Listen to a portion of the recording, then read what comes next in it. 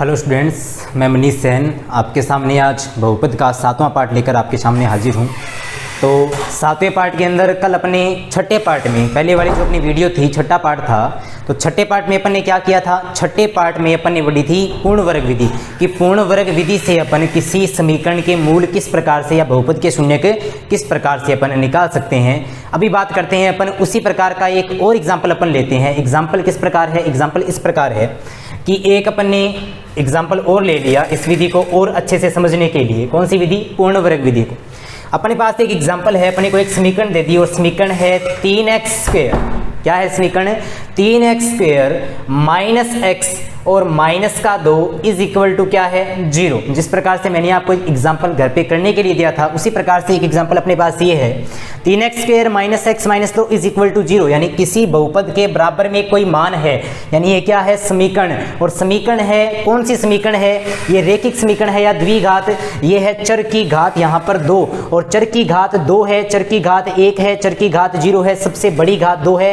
ये एक द्विघात समीकरण है, द्विघात समीकरण है। इसका मतलब इसके शून्य भी कितने आए, इसके मूल भी कितने आएंगे, 2 आएंगे। कौन सी विधि से निकालना है, पूर्ण वर्ग विधि से। तो मैंने आपको बताया था बच्चों कि पहला नियम क्या होता है, पूर्ण वर्ग विधि के लिए पहला नियम अपने पास होता है कि अपने को सबसे पहले x² का जो गुणांक है, x² के जो गुणा में है उसको कितना बनाना होता है, 1 बनाना होता है। तो क्या करेंगे अपन, x² का जो गुणांक कितना है यहाँ पर 3, इस 3 को कितना बनाएंगे, 1। पिछली वाली वीडियो में एक बात बोली थी, किसी भी चीज को 1 बनाने के लिए, हर बात बता दूं आपको, मैं बहुत बार बताइए ये बात कि किसी भी पद को, किसी भी मान को 1 बनाने के लिए उस मान में, उसी मान का क्या देते हैं अपन, भाग देते हैं। x² का गुणांक 1 करने के लिए 3 में 3 का क्या देंगे, भाग, यानी LHS में भी 3 का भाग और RHS में भी 3 का क्या देंगे अपन, भाग देंगे। अब क्या करेंगे, अब अपन सभी को अलग अलग करेंगे। देखो ये 3 पदों के बट्टा में एक पद है, अलग अलग करेंगे। क्या बनेगा, 3x² के बट्टा में भी 3, माइनस x के बट्टा में भी 3 और माइनस 2 के बट्टा में भी 3 बराबर 0 में कोई भी संख्या का भाग कितनी बार जाता है, 0 बार। 3 में 3 का भाग, 3 से 3 क्या हो जाएगा, कैंसिल। कितना बचेगा, x² बचेगा माइनस 1/3x। देखो x के गुणा में कुछ भी नहीं है, कितना लिख सकते हैं, 1। तो ये बन जाएगा 1/3x। इसको मैंने लिखा है 1/3x।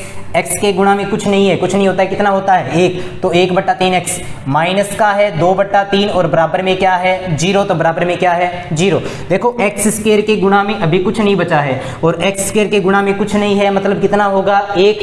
तो ये अपने पास जो आया है, ये अपने पास x² का गुणांक 1 बन गया। पूर्ण वर्ग विधि का पहला नियम अपन ने लगा दिया। दूसरा नियम क्या कहता है, पूर्ण वर्ग विधि का दूसरा नियम कहता है कि जो चर पद हैं वो LHS में और अचर पद है वो किस में जाएगा, RHS में। किस प्रकार से जाएगा, अपने को पता है यहाँ पर x है, x का मान पता नहीं है, x क्या है, चर। यहाँ पर भी x है, क्या है, चर। ये एक संख्या है, ये क्या है, अचर, यानी ये तो चर पद है और ये कौन सा पद है, अचर पद। तो चर पद तो रहेंगे LHS में, अचर पद जाएगा किसमें, RHS में। चर पद क्या है, x² माइनस 1/3x बराबर, ये माइनस का इधर जाकर बनेगा प्लस का 2/3। ये अपने पास आ गया चर पद LHS में, अचर पद RHS में। दूसरा नियम अपने पास लग गया।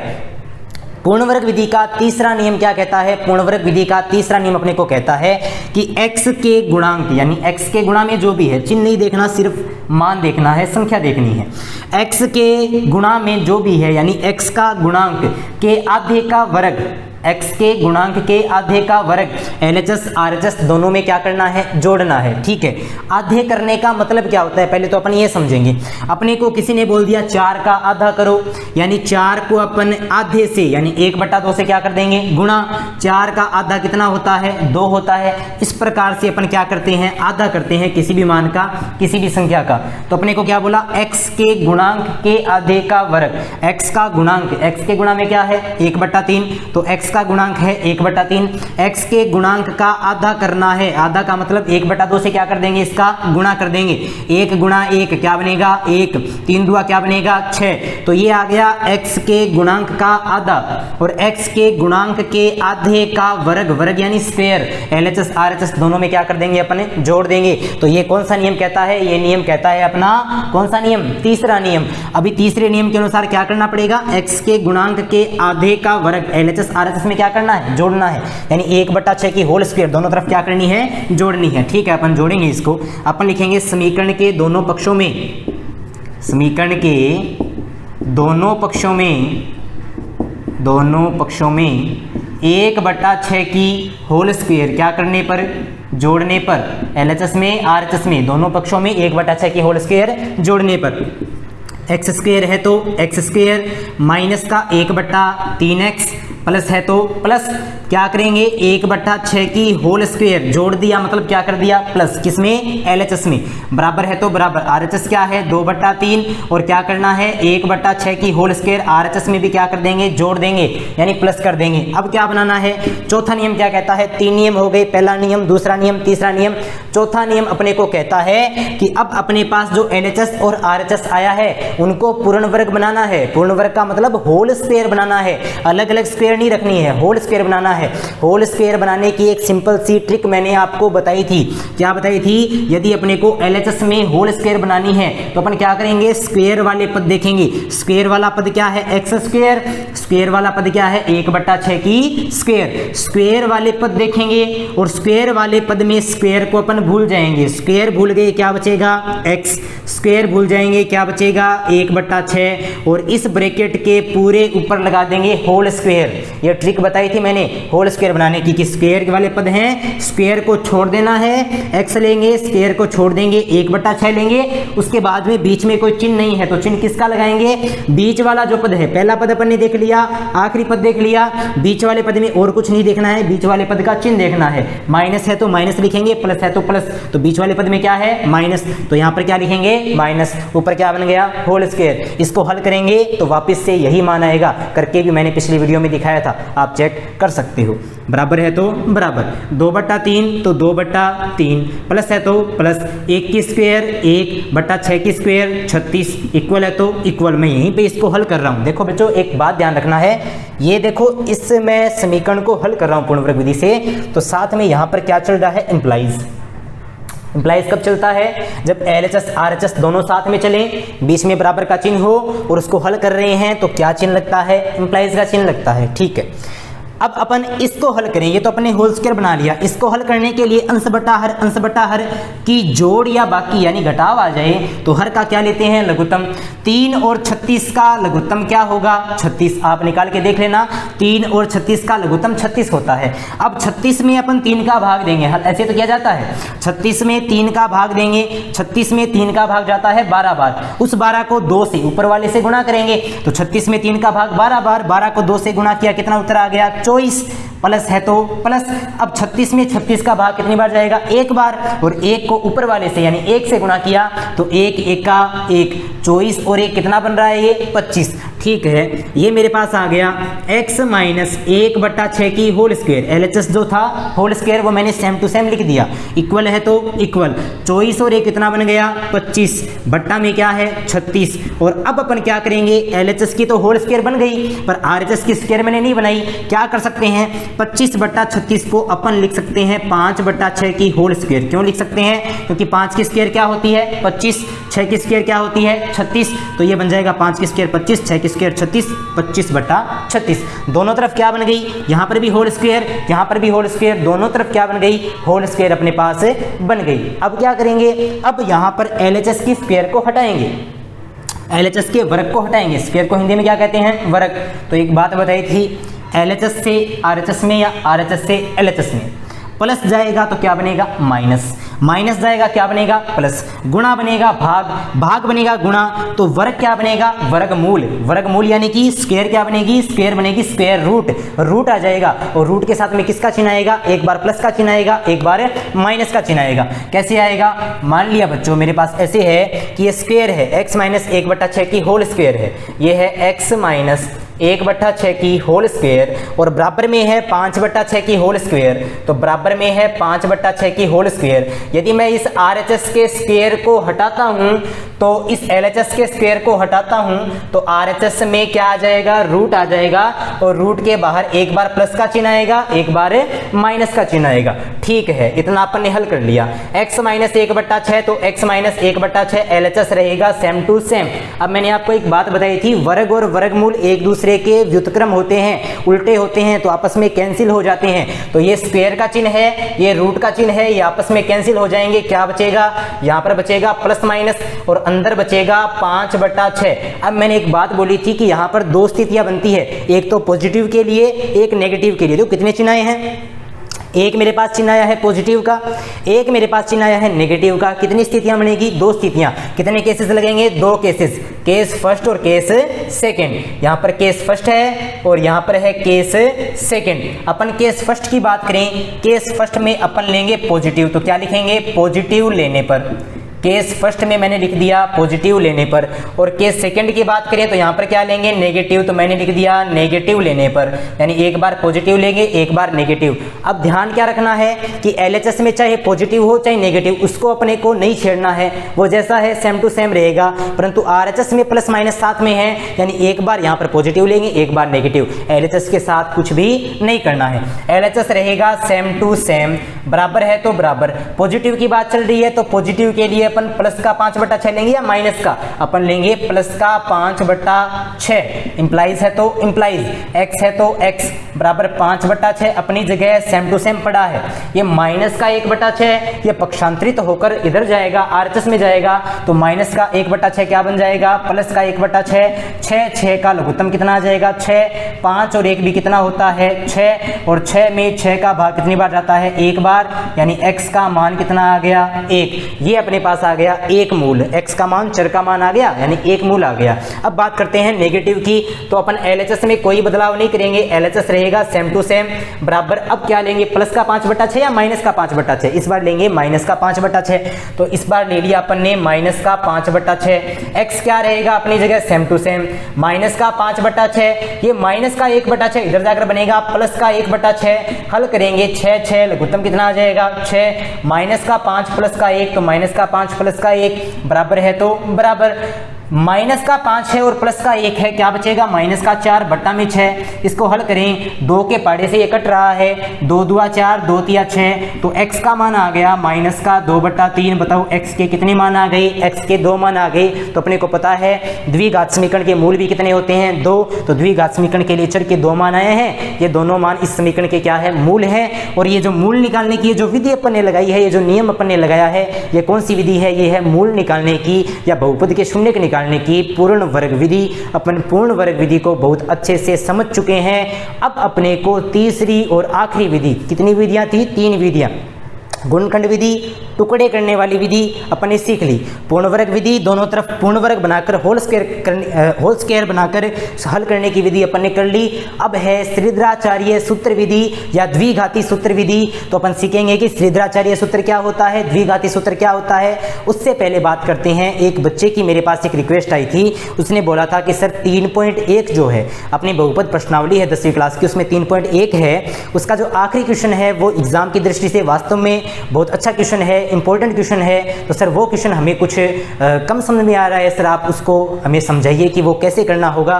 तो पहले अपन वो क्वेश्चन करेंगे कि 3.1 का आखिरी क्वेश्चन है क्या और उसको किस प्रकार से हल करते हैं। ठीक है, अपन देखते हैं कि वो क्वेश्चन किस प्रकार से हल होगा। बहुत सिंपल क्वेश्चन है और परीक्षा की दृष्टि से, बोर्ड एग्जाम की दृष्टि से बहुत ज़्यादा इंपॉर्टेंट है, इस साल के लिए भी, और जो बच्चे 9वीं से 10वीं में हुए उनके लिए अगली साल के लिए भी बहुत इंपॉर्टेंट क्वेश्चन है। क्या क्वेश्चन है, क्वेश्चन लिखते हैं अपन।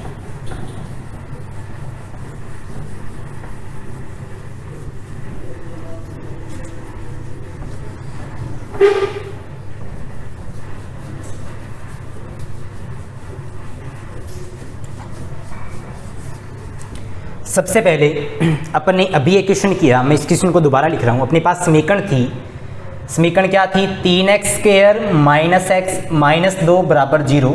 और इस समीकरण के लिए मूल क्या आए थे, एक तो आया था x का मान 1 और एक आया था x का मान -2/3।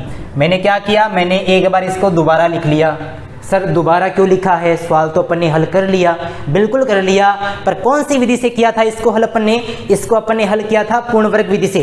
अपन एक काम करेंगे, जब अपन श्रीधराचार्य सूत्र पढ़ेंगे, द्विघाती सूत्र पढ़ेंगे, इसी एग्जाम्पल को लेकर श्रीधराचार्य विधि से हल करेंगे और देखेंगे कि मूल है वो यही आ रहे हैं या अलग आ रहे हैं, सवाल अपना सही चल रहा है या गलत चल रहा है, इसका अपने को क्या चलेगा, पता चलेगा। उससे पहले 3.1 का आखिरी क्वेश्चन, 3.1 का जो आखिरी क्वेश्चन है वो क्वेश्चन क्या है, क्वेश्चन इस प्रकार है, यदि एक द्विघात बहुपद fx, क्वेश्चन है यदि एक द्विघात बहुपद fx बराबर x square minus 8x plus के शून्यकों के वर्गों का योग, के शून्यकों के वर्गों का योग 40 हो, शून्यकों के वर्गों का योग कितना हो, 40 हो, तो k का मान क्या कीजिए, ज्ञात कीजिए। तो k का मान जो है वो क्या कीजिए, ज्ञात कीजिए। बहुत सिंपल सा क्वेश्चन है। इस क्वेश्चन को अपन क्या करेंगे, हल करेंगे। हल करने से पहले अपने को कुछ एक बात पता होनी चाहिए, ठीक है। अपने को मान लिया अपने पास एक बहुपद है, मानना अपने पास एक बहुपद है, अपन कुछ इसका बेसिक सीखेंगे, थोड़ा सा बेसिक जो पहले शायद मैं बताना भूल गया था या बताया भी था, तो दोबारा बताता हूँ इसको मैं आपको। माना अपने पास एक बहुपद है ax square plus bx plus c, ये अपने पास एक बहुपद है, ठीक है। ये अपने पास एक बहुपद है, इस बहुपद का अपन शून्यक निकालेंगे। ये अपने पास एक बहुपद है, इसका अपन शून्यक निकालेंगे। तो शून्यक निकालने के लिए क्या करते हैं, शून्यक निकालने के लिए बहुपद के बराबर में क्या लिखते हैं, 0 लिखते हैं। कोई भी बहुपद का मान क्या करते हैं अपन, 0 करते हैं। किस चीज़ के लिए, शून्यक निकालने के लिए। तो इस बहुपद का मान मैंने क्या कर दिया, 0 कर दिया शून्यक निकालने के लिए, ठीक है। तो ये मेरे पास जो रूप आया है, ये कौन सा रूप बताया था मैंने, ये रूप मैंने आपको बताया था मानक रूप। मैंने आपको एक बात बोली थी कि बराबर आ गया तो एक समीकरण बन गई, और समीकरण भी कौन सी है, द्विघात समीकरण है। तो ये द्विघात समीकरण का मानक रूप है, ये है द्विघात समीकरण का मानक रूप। अब इस द्विघात समीकरण के मानक रूप में याद क्या रखना है, इस द्विघात समीकरण के मानक रूप में याद रखना है कि एक्स स्क्वायर के गुणा में है a, x के गुणा में है b, और यहाँ पर c क्या है, अचर पद, बराबर में क्या है, 0। तो a के लिए क्या बोल सकते हैं अपन, a क्या है, a है एक्स स्क्वायर का गुणांक, b है x के गुणा में यानी x का गुणांक, b है x का गुणांक, और c जो है वो क्या है, अचर पद। ये बात मैंने आपको बताई थी, ठीक है। अब एक बात बताओ, ये जो बहुपद है, इस बहुपद को मैंने समीकरण में चेंज किया, किस लिए, शून्यक निकालने के लिए। आप एक बात बताइए, इस बहुपद के लिए कितने शून्यक आ सकते हैं, 2 आएंगे, 3 आएंगे, 4 आएंगे या 10 आएंगे, कितने शून्यक आएंगे। अपने को पता है ये बहुपद द्विघात बहुपद है, यानी शून्यक भी कितने आएंगे, 2, ठीक है। मैं एक काम करता हूँ, अभी मुझे पता नहीं है कि इसके शून्यक क्या आने वाले हैं, मैं इसके शून्यक मान लेता हूँ। 2 शून्यक आएंगे, मैंने इसके शून्यक मान लिया। मैंने मान लिया कि 2 जो शून्यक आएंगे, 2 इसके जो शून्यक आएंगे, उनमें से एक तो अल्फा है और एक क्या है, बीटा है। 2 शून्यक को एक मैंने मैं मान लिया अल्फा, इसको बोलते हैं अल्फा, और ये होता है बीटा। थोड़ा सा बी बना दिया, इसके नीचे लाइन जा रही है, ये होता है बीटा। तो मैंने 2 शून्यक मान लिए इसके अल्फा और बीटा, ये 2 शून्यक किसके आने वाले हैं। अब इनके लिए 2 सूत्र अपने को याद रखने हैं। एक तो याद रखना है शून्यकों का योग, और एक याद रखना है शून्यकों का गुणनफल। तो इसके लिए 2 सूत्र आपको याद रखने हैं, मैं लिखा रहा हूँ, आपको साथ साथ में नोट करना है। क्या नोट करना है, शून्यकों का योग। अपने पास उत्तर है शून्यकों का योग। शून्यकों का योग मतलब एक शून्यक अल्फा है, एक शून्यक बीटा है, इन दोनों को क्या कर देंगे, जोड़ देंगे। जोड़ेंगे वही क्या होता है, योग होता है। शून्यकों के योग का सूत्र होता है माइनस का b बट्टा a। माइनस चिन्ह है, b कहाँ से आया, b आया यहाँ से, x का गुणांक जो है वही b का मान है, तो b आ गया यहाँ से। c का a कहाँ से आया, a आया यहाँ से, कहाँ से, x स्क्वायर का जो गुणांक है वही क्या है, a है। ये मान रखेंगे, हल करेंगे तो शून्यकों का योग अपने पास आ जाएगा। नंबर 2 अपने पास सूत्र होता है शून्यकों का गुणनफल। तो नंबर 2 सूत्र अपने पास है शून्यकों का गुणनफल, और शून्यकों का गुणनफल होता है अल्फा गुणा बीटा। क्या गुणनफल होता है, अल्फा गुणा बीटा। एक शून्यक अल्फा है, एक बीटा है, गुणा कर देंगे तो गुणनफल आ जाएगा शून्यकों का, ठीक है। इसका सूत्र होता है c बटा a। सर c और a कहाँ से आया, जहाँ से b और a आया था वहीं से c और a आएगा। कहाँ से आएगा, c क्या है इस समीकरण में, अचर पद, a क्या है, एक्स स्क्वायर का गुणांक। ये मान रखेंगे, भाग देंगे तो शून्यकों का गुणनफल भी अपने पास आ जाएगा। ये 2 सूत्र इस सवाल को हल करने के लिए, और ये मानक रूप भी सवाल को हल करने के लिए अपने को याद होना चाहिए। बेसिक मैंने बता दिया, अब स्टार्ट करते हैं अपना सवाल कि अपना सवाल क्या कहता है। ठीक, क्वेश्चन है अपने पास, अपने पास एक द्विघात बहुपद fx है और इसके शून्यकों के वर्गों का योग, चलो शून्यकों के वर्गों का योग बाद की बात है, वो अपन बाद में देखेंगे, पर नाम क्या आ गया, एक तो नाम आ गया बहुपद, एक नाम आ गया शून्यक, मतलब बहुपद का शून्यक तो अपने को निकालना पड़ेगा। कैसे, अपन इसका आंसर लिखते हैं। अपने पास एक बहुपद है और बहुपद का नाम अपने पास, बहुपद का प्रतीक चिन्ह अपने पास है fx। क्या बहुपद है, बहुपद है x² - 8x + k, ये अपने पास एक बहुपद है। शून्य का नाम आ गया तो अपने को पता है शून्य के लिए क्या करते हैं अपन, शून्यक के लिए क्या करते हैं, शून्यक के लिए अपन किसी भी बहुपद fx को 0 के क्या रखते हैं, बराबर। बहुपद fx का मान क्या है, x² - 8x + k को किसके बराबर, 0 के बराबर। ये आ गई अपने पास समीकरण नंबर 1। कौन सी समीकरण है ये, द्विघात। तो मैंने आपको एक बात बोली थी कि द्विघात समीकरण का मानक रूप होता है, द्विघात समीकरण का कौन सा रूप होता है अपने पास, एक मानक रूप, स्टैंडर्ड फॉर्म होती है। क्या होती है, ax² + bx + c = 0। ये आ गई अपने पास समीकरण नंबर 2। सर आपने यहाँ पर तो इंप्लाइज लगा दिया, यहाँ पर इंप्लाइज क्यों नहीं लगाया? बेटा एक बात ध्यान रखना है, कोई भी नया नियम आए, कोई भी सूत्र आए, कोई भी मानक रूप आए, चाहे वो समीकरण हो चाहे कुछ भी हो, उसके पहले अपन इंप्लाइज नहीं लगाते हैं। नियम के पहले कोई इंप्लाइज या सूत्र के पहले कोई इंप्लाइज नहीं लगता है, उसको हल करते हैं वहां पर इंप्लाइज लगता है। ये बात याद रखनी, ठीक। ये अपने पास एक मानक रूप आ गया, ये अपने पास समीकरण थी, समीकरण नंबर 1 आ गई, समीकरण नंबर 2। अब मैंने एक बात बोली थी कि a का मान चाहिए, b का मान चाहिए, c का मान चाहिए, तो दोनों समीकरणों की अपने को तुलना करनी पड़ेगी। ठीक है, मैं लिखूंगा तुलना करने पर समीकरण 1 और 2 की मैं तुलना करूंगा तो मेरे पास a का मान आ जाएगा, b का मान आ जाएगा, c का मान आ जाएगा। देखते हैं कैसे आएगा। यहाँ पर क्या है, x² और x² के गुणा में क्या है, a। यहाँ पर क्या है, x² गुणा में क्या है, कुछ नहीं है, यानी कितना है, 1। तो अपने को साफ साफ दिख रहा है x² के गुणा में a, x² के गुणा में 1, तो a का मान कितना आ गया, 1।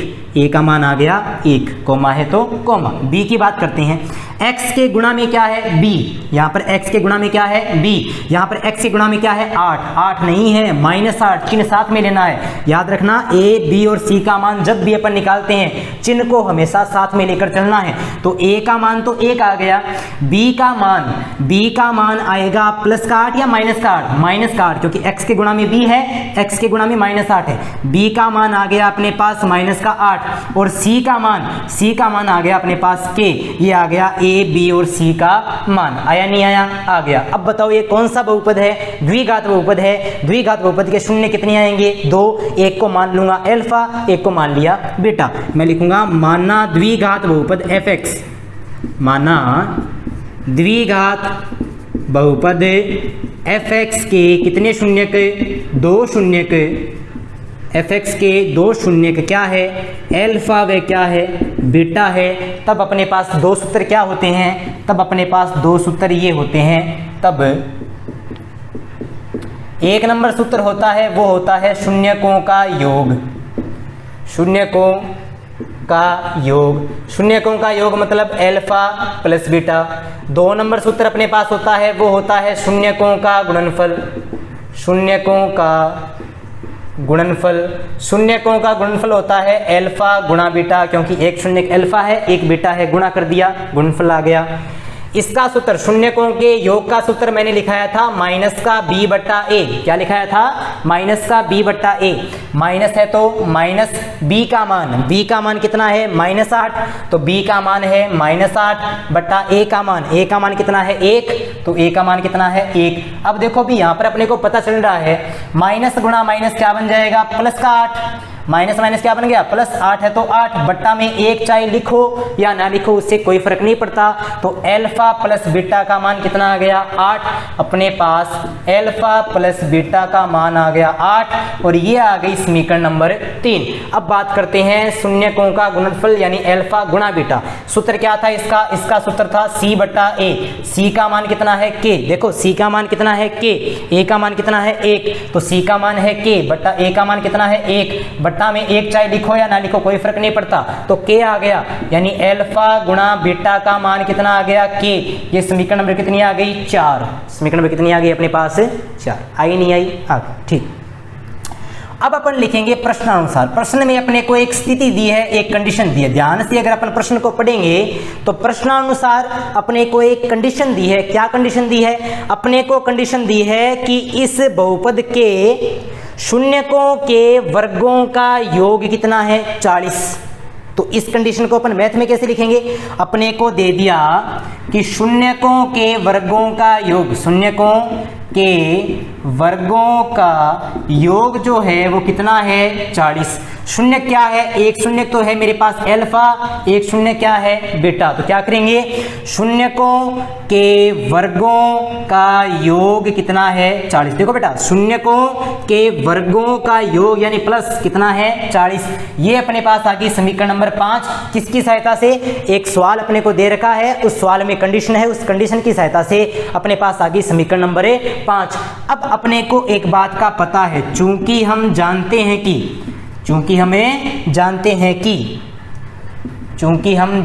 कि अपने को क्या पता है? अपने को एक बात का पता है कि अपने पास एक समीकरण होती है, सर्वसमीका होती है। मैंने आपको बहुपद स्टार्ट कराया था, 11 सर्वसमीका लिखाई थी। उसमें पहली सर्वसमीका होती है x प्लस वाई की होल स्क्वायर बराबर x की स्क्वायर प्लस वाई की स्क्वायर प्लस 2 गुणा x गुणा वाई, 2xy।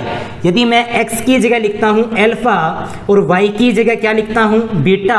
x की जगह क्या आएगा? अल्फा। y की जगह क्या आएगा? बीटा।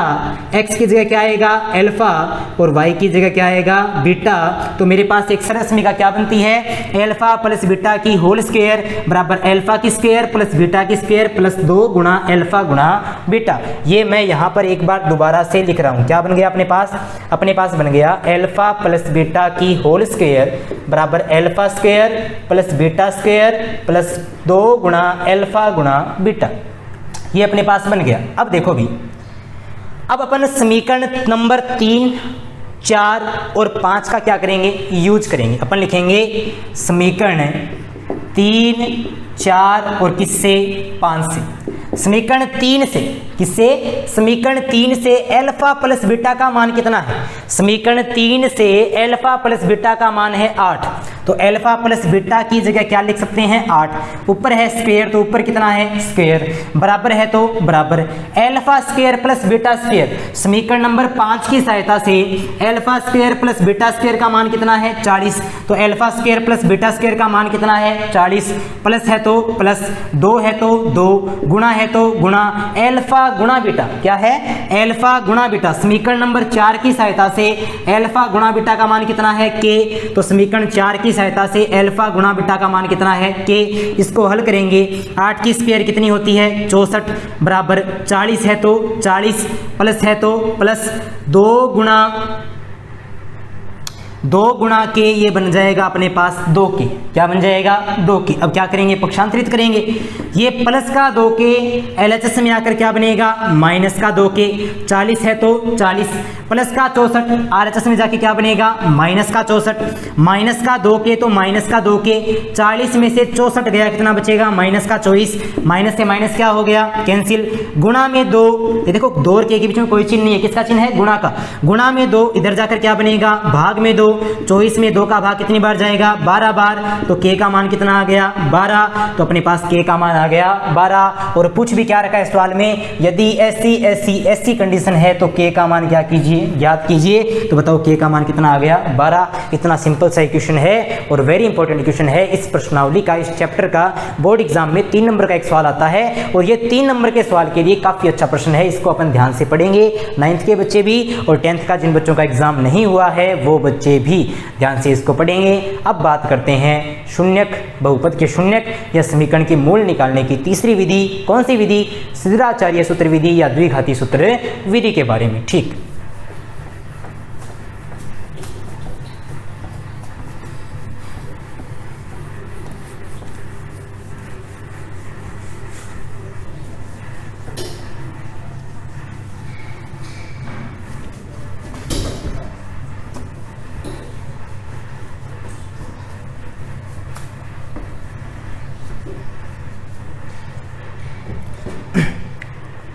बात करते हैं तीसरी विधि अपने पास है, वो है सिद्धाचार्य विधि द्वारा द्विघाती सूत्र के प्रयोग से, श्रीधराचार्य विधि द्वारा द्विघाती सूत्र के प्रयोग से, द्विघाती सूत्र के प्रयोग से अपन ने साइड में क्वेश्चन लिखा था, वो क्वेश्चन मुझे भी याद है, ठीक है। उसका अपन हल करेंगे, कैसे होगा पहले अपन देखते हैं विधि किस प्रकार से। श्रीधराचार्य विधि द्वारा द्विघाती सूत्र के प्रयोग से समीकरण के मूल निकालना, समीकरण के मूल ज्ञात करना। ये अपने पास कौन सी विधि है? ये अपने पास मूल ज्ञात करने की कौन सी विधि है? तीसरी विधि है, ठीक।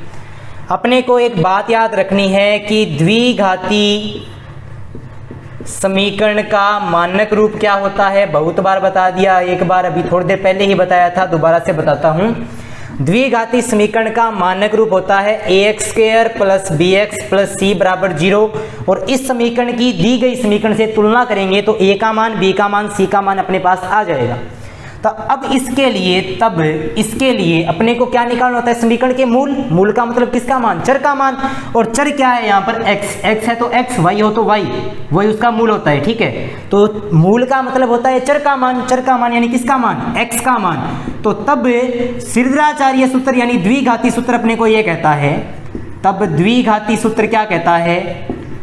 तब द्विघाती सूत्र कहता है कि चर का मान इस प्रकार आएगा। किस प्रकार आएगा? x बराबर -b ± √b² - 4ac बट्टा में क्या है? 2a। इस सूत्र में अपन मान रखेंगे x क्या है? x है चर का मान, यानी यहाँ से मूल अपने को प्राप्त होगा। b, a, c और a ये जो मान है ये कहाँ से आएंगे? ये आएंगे द्विघात समीकरण के मानक रूप की तुलना करेंगे, वहाँ से मान, सभी मानों को अपन इस द्विघाती सूत्र में रखेंगे तो अपने पास कितने मूल आ जाएंगे? अपने पास 2 मूल आ जाएंगे। इस बात को अपने को क्या रखना है? ध्यान रखना है। अब बात ये है कि अपने ये सूत्र रट लिया कि सर ठीक है, ये सूत्र आपने करवा दिया, हमने रट लिया, पर सर ये सूत्र बना कैसे है, ये सूत्र आया कैसे है, ये आप मुझे बताइए। तो बच्चों आज आप बहुत कुछ नया सीखने वाले हो। द्विघाती सूत्र को अपन बहुत बार से रटते आ रहे हैं कि ये ऐसे बनता है, इसको रट लिया, सवाल हल कर रहे हैं, परंतु ये बना कैसे है ये अपन रटेंगे नहीं, ये अपन सीखेंगे कि इसको बनाते कैसे हैं, कोई भी सूत्र को बनाते कैसे हैं। मैं आपको आज एक ट्रिक बताऊंगा, उससे आप कोई भी सूत्र, जरूरी नहीं है केवल द्विघाती सूत्र, कोई भी सूत्र आप खुद बना सकते हो, आपको रटने की कोई आवश्यकता नहीं है। कैसे बना सकते हो वो अपन देखेंगे। अपन इसका यूज करके, ये तो अपने को याद है, रट लिया अपन ने, ये तो अपन ने याद कर रखा है, ठीक है। इसका यूज करके पहले इसको हल करेंगे, हल करने के बाद इसको उल्टा चलेंगे तो अपने आप अपना सूत्र बन जाएगा। क्या ट्रिक बताइए?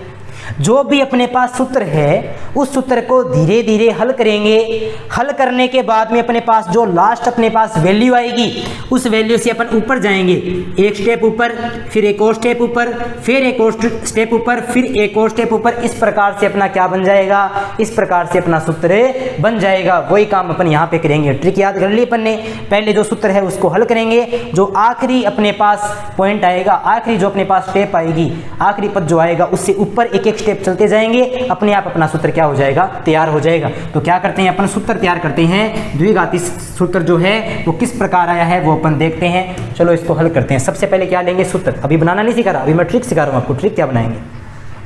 द्विघाती सूत्र होता है x बराबर -b ± √b² - 4ac और बट्टा में क्या है? 2a। बच्चों इसको अपन अगर हल करते हैं तो क्या करेंगे? देखो ये 2a जो है, ये 2a जो है ये क्या है? ये 2a इसके बट्टा में है, भाग में है। पक्षांतरण करेंगे तो कोई चीज़ भाग में होती है वो क्या हो जाती है? गुणा में। तो 2a x के क्या आ जाएगा? गुणा में। ये बन जाएगा 2a गुणा x। देखो यहाँ से RHS से LHS में जाएगा तो भाग किस में बन जाएगा? गुणा में। तो 2a गुणा x, ये बन जाएगा 2a गुणा x यानी 2x बराबर में बन गया -b ±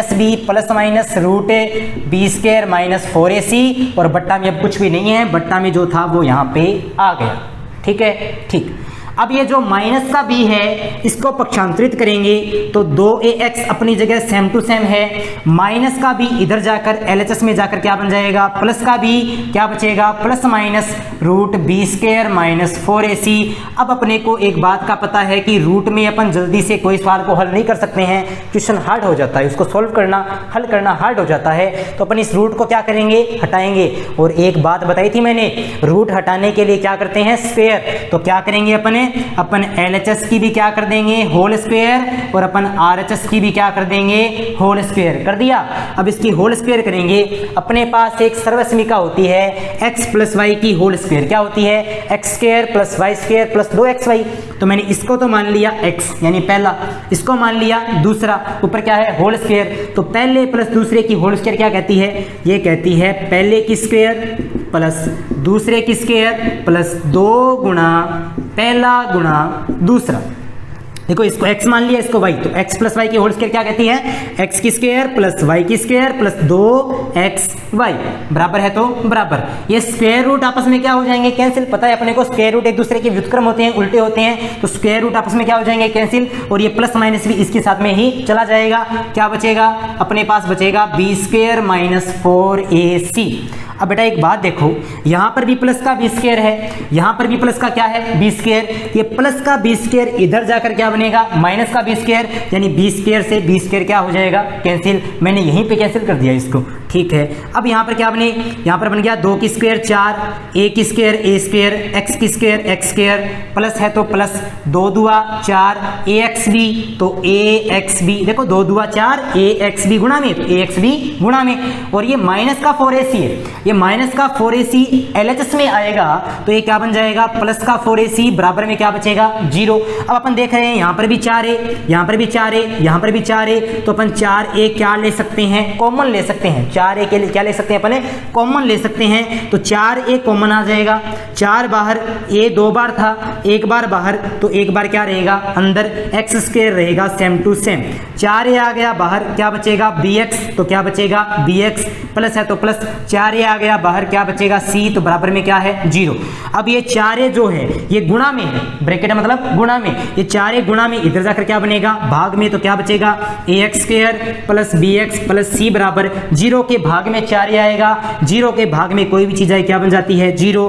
अब बताओ ये जो चीज अपने पास आई है ये क्या है, सही बात है ये है द्विघात समीकरण का मानक रूप। अब मैंने बताया था कि यदि अपन किसी सूत्र को यहां से ऐसे हल करेंगे तो अपने को ट्रिक मिल जाएगी कि अपन सूत्र को बनाते कैसे हैं। ट्रिक क्या बनी, ट्रिक क्या बताई थी, नीचे वाला जो स्टेप आया है उससे ऊपर चलेंगे, इस स्टेप से ये स्टेप, इससे ये स्टेप, इससे ये स्टेप, इससे ये स्टेप और इससे ऊपर वाले स्टेप। बताओ सूत्र बनेगा नहीं बनेगा, बनेगा। नीचे वाला स्टेप क्या है, सबसे पहले अपन द्विघात समीकरण का मानक रूप लेंगे, उसके बाद में यहाँ पर गुणा में क्या है 4a, यानी LHS में RHS में दोनों तरफ 4a का क्या कर देंगे गुणा कर देंगे। उसके बाद में अपन क्या करेंगे, उसके बाद में ये जो प्लस का 4ac है, देखो ऊपर जा रहे हैं अपन, प्लस का 4ac इधर ले जाएंगे, क्या बन जाएगा माइनस का 4ac। उसके बाद अपन क्या करेंगे, दोनों तरफ b स्क्वायर, देखो b स्क्वायर पहले नहीं था, इसमें नहीं था, अपन दोनों तरफ b स्क्वायर क्या कर देंगे जोड़ देंगे। जोड़ने के बाद में यहाँ पर बना देंगे होल स्क्वायर और यहाँ पर बना देंगे इसका रूट और प्लस माइनस अपन इस पे बना देंगे। और ये होल स्क्वायर जब हटेगा, ये जो होल स्क्वायर है ये हटेगा तो इस पे रूट आ जाएगा, प्लस माइनस आ जाएगा, और ये प्लस का भी इधर जाकर क्या बनेगा माइनस का भी। अपना सूत्र बनेगा नहीं बनेगा, बनेगा। कैसे बनेगा एक बार मैं बना के दिखाता हूं आपको। अपने पास द्विघात समीकरण का मानक रूप है बेटा, देखो सूत्र कैसे व्युत्पन्न हो रहा है, कैसे बन रहा है वो अपन देख रहे हैं। अपने पास है द्विघात समीकरण का कौन सा रूप, मानक रूप। थोड़ा साइड में लिखते हैं इसको। ये अपने पास द्विघात समीकरण का कौन सा रूप है, मानक रूप। क्या है, ax square plus bx plus c बराबर 0। सबसे पहला स्टेप क्या था, सबसे पहला स्टेप था दोनों तरफ यानी LHS को और RHS को दोनों को 4a से क्या कर देंगे गुणा कर देंगे। 4a से गुणा करेंगे, इसका गुणा इससे भी, इसका गुणा इससे भी, इसका गुणा इससे भी। बताया था आपको 4 एका 4, a गुणा a की स्क्वायर, x स्क्वायर तो x square plus plus plus 4abx तो 4abx plus plus plus 4ac तो प्लस का 4ac बराबर में 4a गुणा 0। किसी भी संख्या को 0 से गुणा करने पर उत्तर कितना आता है 0। अब क्या करेंगे 4a square x square plus 4abx, ये तो रखेंगे LHS में। ये प्लस का 4ac इधर जाकर क्या बनेगा माइनस का 4ac। अब क्या करेंगे LHS में भी b स्क्वायर जोड़ देंगे, RHS में भी b स्क्वायर जोड़ देंगे। क्या बन रहा है, इसको अपन क्या लिख सकते हैं, इसको अपन लिख सकते हैं 2ax की होल स्क्वायर। देखो 2 की स्क्वायर 4, a की स्क्वायर a स्क्वायर, x की स्क्वायर x स्क्वायर, प्लस इसको अपन लिख सकते हैं 2 गुणा 2ax गुणा b प्लस में क्या है b स्क्वायर, तो प्लस में क्या है b स्क्वायर। देखो 4abx को मैंने ये लिखा है, क्यों लिखा है, 2 दूआ 4, abx ab तो ab x है तो x, प्लस का b स्क्वायर तो प्लस का b स्क्वायर, और बराबर में है b स्क्वायर माइनस 4ac। अब देखो बेटा, इसको मान लिया x, इसको मान लिया y, तो क्या बन गया, x square plus y square plus 2xy क्या होता है, ये होता है x प्लस y की whole square, x plus y की होल स्क्वायर, बराबर में क्या है b square minus 4ac। Square हटाएंगे क्या आ जाएगा, रूट, एक बार प्लस में एक बार माइनस में, क्या आ गया अपने पास आ गया 2ax प्लस b बराबर plus minus root b square minus 4ac। अब देखो बेटा, ये जो b है ये प्लस का इधर जाकर क्या बनेगा, माइनस का, तो क्या बचेगा 2ax बराबर प्लस का b इधर जाकर क्या बनेगा, माइनस का b, और ये जो है वो क्या रहेगा, सेम टू सेम रहेगा, ये जो है सेम टू सेम। अब x के गुणा में क्या है 2a, तो x के गुणा में 2a इधर जाकर क्या बनेगा, भाग में, गुणा में 2a क्या बन जाएगा, भाग में। बताओ द्विघाती सूत्र आया नहीं आया, आ गया। इस प्रकार से अपना द्विघाती सूत्र बनेगा। इसके एग्जाम्पल हैं, इसके और भी कुछ सवाल हैं, इससे जुड़े हुए नियम हैं, द्विघाती सूत्र से जुड़े हुए नियम हैं, वो नियम अपन कल पढ़ेंगे। आज के लिए बस इतना ही। आप अपनी पढ़ाई जारी रखिए। सभी की अच्छे स्वास्थ्य की कामना करते हुए मैं यहीं पे अपनी क्लास को ख़त्म कर रहा हूँ आज की।